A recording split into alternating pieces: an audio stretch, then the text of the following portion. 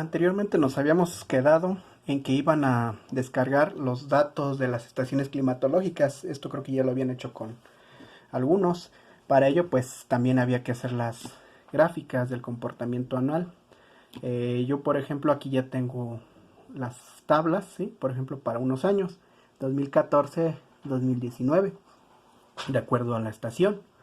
Entonces tenemos lo que son la fecha, la hora, la temperatura máxima, mínima, la humedad, en algunos casos la hay, no, a veces no, hay que evaluarla, ¿sí?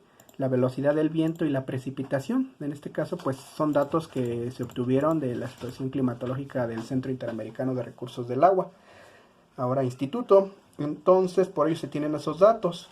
En algunas de Conagua pues ya vimos que solamente hay temperaturas y hay precipitación y evaporación, ¿sí?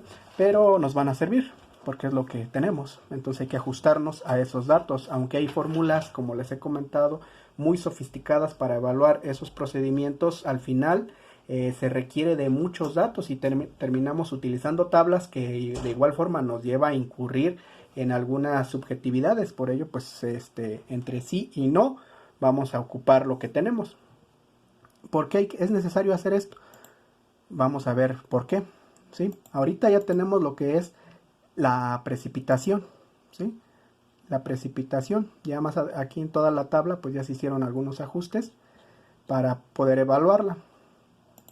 Se hicieron lo que son para, aquí los tengo yo en datos horarios, ¿sí? Cada hora, cada media hora, cada 30 minutos, y estos se tuvieron que llevar a un control diario, que es lo que nos da Conagua, ¿sí?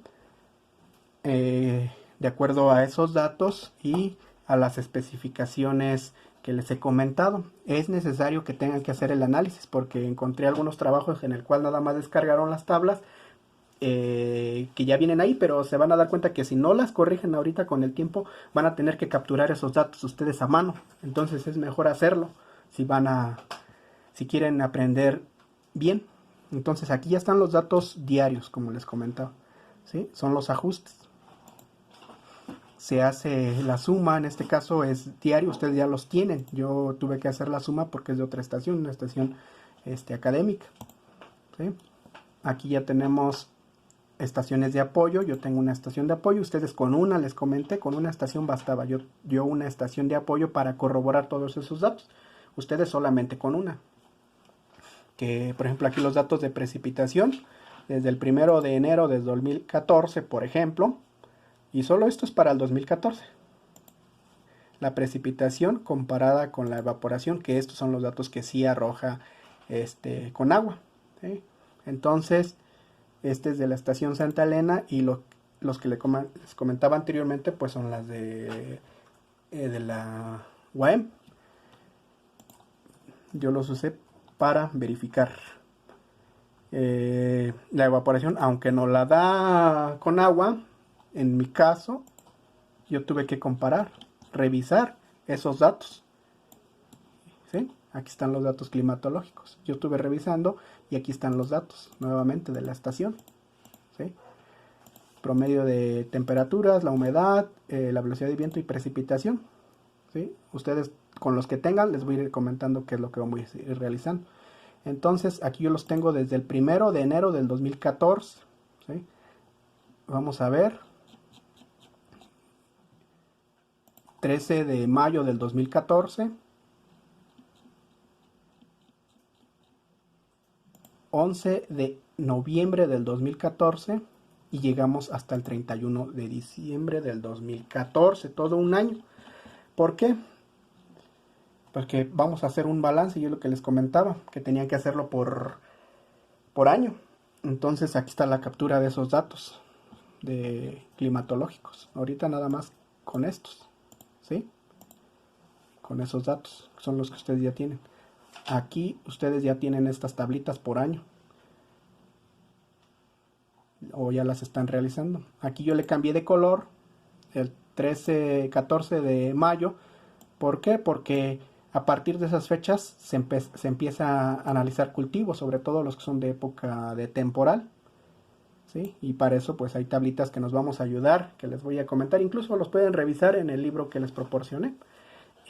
ahí viene lo que son coeficientes de cultivo y etapas de desarrollo para diferentes cultivos y los días que incluye cada etapa. Entonces por eso es necesario que nuevamente les comento, hagan sus análisis bien de una vez, bien estructurados, porque si no, para los que nada más copiaron tablas y pegaron imágenes, pues no les van a servir de nada, van a tener que hacer capturas, capturar de nuevo, entonces háganlo bien.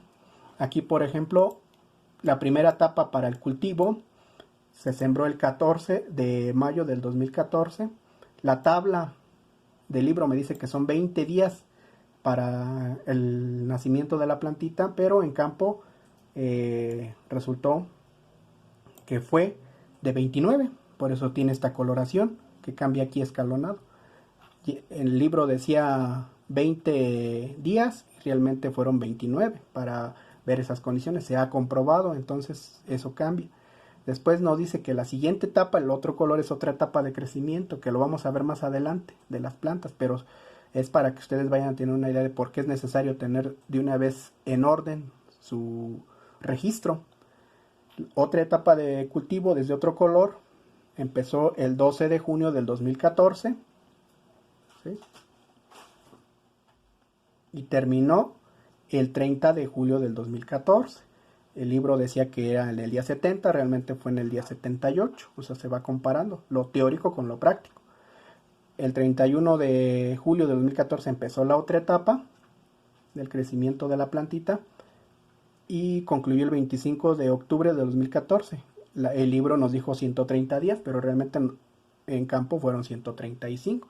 ¿Por qué esas variaciones? Porque las condiciones climatológicas, de fertilización, del tipo de suelo, todo influye y por ello puede ser más o menos aproximadamente, pero sí nos da una idea lo teórico con lo práctico. Y por ejemplo aquí para el cosecho de la plantita pues es toda esta parte de aquí que fue el trigo. El libro decía 160 días para cosecharlo, realmente en campo fueron 181 hasta el 10 de noviembre del 2014, ¿sí? Entonces esto, coloración, son las etapas fenológicas del cultivo, ¿sí? Y acá tenemos lo que son los datos climatológicos, los que ustedes ya tienen. Yo estas etapas de aquí de los colores son del libro y estas son las de campo, las medidas realmente, ¿sí? Con ello vamos a después a evaluar lo que es la evapotranspiración del cultivo, se va a ver más adelante, entonces en otra unidad, pero sí es necesario ahorita, como estamos viendo datos de precipitación, que sí de una vez tengan esta tablita por año, ¿sí? No es necesario que la adjunten en el trabajo. Con la tabla resumen por mes es suficiente y la gráfica, nada más. En la tabla resumen por mes son 12 celdas, 12 meses son 12 celdas, más esto de aquí son 13 celdas, esa más la gráfica de los datos, con eso es suficiente, para que no pongan todo esto no, porque hace más bulto en el trabajo y no aporta nada. Entonces la tabla resumen solamente, ya en videos anteriores les comenté de esa tablita resumen, ¿sí? Vamos a ver la evapotranspiración, lo vamos a ver más adelante, ¿sí? En otra unidad, cómo se calculan esos coeficientes, ¿sí? De acuerdo a la distancia con las estaciones climatológicas. Vamos a ver esos cálculos que se puedan realizar de forma adecuada y que estén en función del crecimiento de cada una de las etapas de crecimiento. Por ejemplo, aquí ya se ve lo que es julio, agosto, septiembre, octubre, noviembre, ¿sí? Y los colorcitos de acuerdo a las etapas del cultivo. Aquí ya está el crecimiento del cultivo, ya es una tablita resumen. Si se dan cuenta, si comparamos esta, que son números y números y números, comparamos esta con esta, que son los datos de USA y de la FAO, ¿sí? Y los días de campo. Esta es un resumen, esta es más presentable en un trabajo con su grafiquita. Acá está la gráfica del comportamiento, es más presentable que presentar todos los datos que solo saturan el trabajo. Entonces, para que por favor hagan las tablitas resumen y son las que anexen en sus avances, ¿sí? Pero aquí tenemos lo que les comentaba, las etapas del desarrollo del cultivo, los días que nos dice, de acuerdo al USDA y de acuerdo a la FAO, ¿sí? Los días FAO y los días de campo, ¿sí? En qué día fue creciendo la plantita, la altura de la plantita, por ejemplo, en el caso se estuvo midiendo todo el tiempo la profundidad de la raíz y el crecimiento de la planta, ¿sí? Una cosa es la altura y otra cosa es el crecimiento o desarrollo, ¿sí? La altura es de abajo hacia arriba y el crecimiento o desarrollo, el proceso en el cual puede o puede retardar o adelantar la madurez, la cosecha, entonces son cosas diferentes, ¿sí? Aquí vemos lo que es las tablitas, por ejemplo, del trigo, ¿sí? Y acá, de igual forma, acá están los datos capturados, ¿sí? Pero esto, pues, es contaminación solamente en el trabajo, ¿sí? O sea, aporta, pero pues de nada sirve, al final de cuentas lo que le da presentación al trabajo es esto, y es lo que les comento. Sobre precipitación, hacer su tablita resumen por año, por los 12 meses, y su comportamiento, y con eso. Pero como son 5 años, van a tener que hacer 5 de estas, 5 de estas. Y con esa, cabe esta con su gráfica, en una hoja serían 10 hojas, ¿sí? 5 hojas, más lo que ya tengan, ¿sí? Acá está la gráfica de la altura vertical, son cosas que se van a ir viendo más adelante, ¿sí? Tablas de cómo es el comportamiento de las características del suelo. Y aquí ya es lo más importante, lo que vamos a tratar de que ustedes hagan al final, la valoración de un balance hídrico con esos datos. Nuevamente tenemos nuestros datos climatológicos, hay la referencia del manual de la FAO, datos medidos y calculados, ¿sí? Se hace una revisión de entrada, se va a ver más adelante o se les va a proporcionar lo básico a fin de que tengan esos conocimientos. Cómo se hace utilizando tablas, que es lo que les comentaba, cuando no tenemos datos recurrimos a tablas, pero volvemos a caer en subjetividades porque no son, varían de acuerdo a la posición. Nos dan una aproximación, pero de igual forma pues ajustarnos a lo más real posible, a lo que tenemos, ¿sí? Tenemos los coeficientes, la edafología, la fracción húmeda expuesta y por ejemplo aquí el balance al día de la capa evaporante y de la transpiración de la planta, se van separando. Por ello, pues para eso en el examen venía ahí el perfil del balance hídrico, que muy pocos o casi nadie lo hizo, ahí para que revisen cuál es el perfil del balance hídrico, ¿sí? La edafología y el balance al día de la zona radicular, son cosas diferentes, capa evaporante y zona radicular, ¿sí?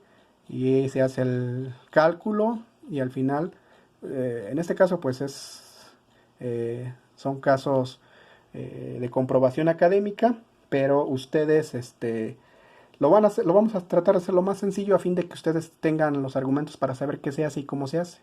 Por ejemplo, de todo el balance, aquí tenemos una precipitación, en este caso de la estación de la Universidad Autónoma del Estado de México, de 858, realmente ya haciendo un análisis de los datos de campo, realmente no fueron 858, sino 856, haciendo la revisión de entrada.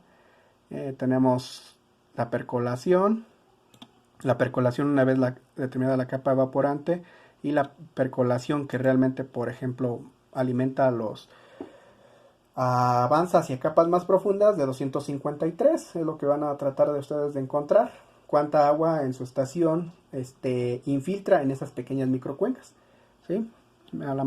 Porque no todo lo que llueve infiltra, una parte escurre y otra se va para las plantas, entonces es lo que deben de entender, y por ello es necesario que ustedes revisen bien lo que es el perfil del balance hídrico,